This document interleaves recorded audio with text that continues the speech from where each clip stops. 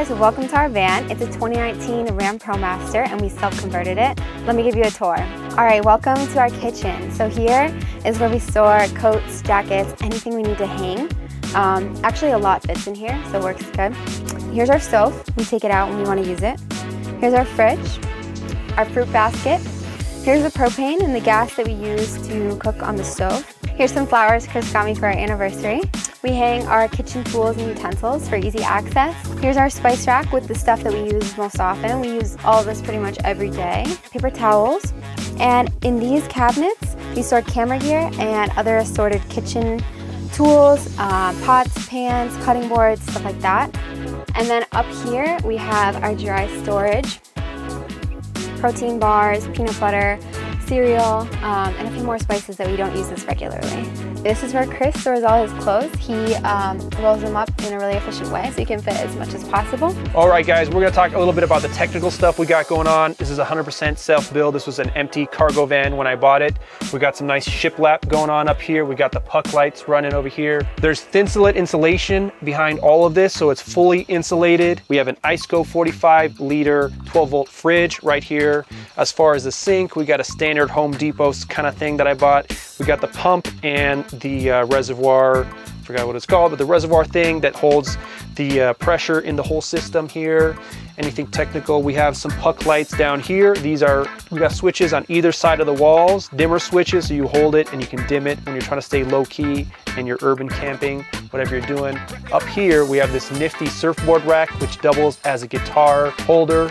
All right, the most important part of the van, our drone wall. This is where we store all of our FPV drones. In these drawers, we have utensils, cups, more pots and pans, some cutting knives, stuff like that. And over here is cleaning supplies.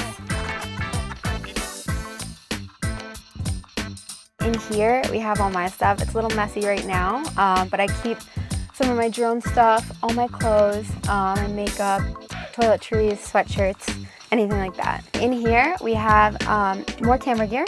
Here is all of our drone stuff, drone goggles, propellers, batteries, and then over here, more camera gear as well. If you look down at the end over the bed, we have a soft cabinet because I didn't want to put a hard cabinet right over where I sleep because then you wake up in the morning and hit your head. So that's a soft cabinet I found on eBay, pretty cheap price, 150 bucks or something.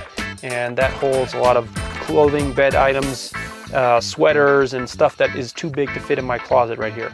We have this pop-out table, which I'll show you guys. It's a table with these adjustable brackets that will hold it open. Additionally, I built a sort of soft shelf under there to kind of put camera gear, whatever we need, because we always have so many camera bags around here. So over here we have our shoe basket. As you can see, it's good to keep your shoes out of the way because they tend to scatter everywhere here.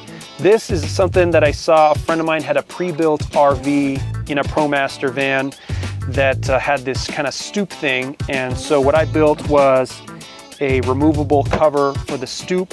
You can see a vent here, and here is probably the most expensive component of the entire build. It's a Webasto heater, which runs out this way. This is where the heat comes out, obviously, and then there's an exhaust that comes out the left of the van. All right, guys, we are here at the garage, the rear of the Promaster.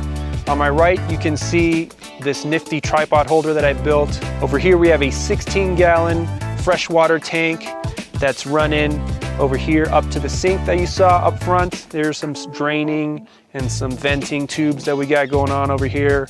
A little bit of storage. Actually, this whole area has storage containers because I didn't really build it out. Back here we have our bed. It's an 8-inch memory foam, really comfortable. We throw an extra comforter on there when it gets really cold at night. Up here we have our water bottle storage. So if we need to get some water in the middle of the night, we can reach.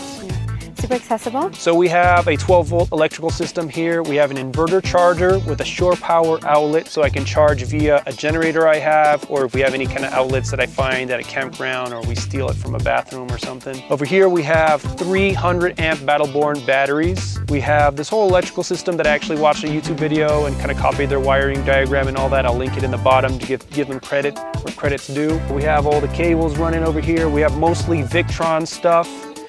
Except for the Ames power inverter charger and, you know, assorted cables and fuses and all that, and that stays tucked in this area, this little box that I built right under the bed. We are outside of the Promaster. We can see it's a little bit dirty, a lot of bugs because we've been on some adventures recently, But when we take a look out here, we can see this grill that I put in. The grill is kind of like a bumper guard, you know, it's not really something you can put a winch on, but it does the job.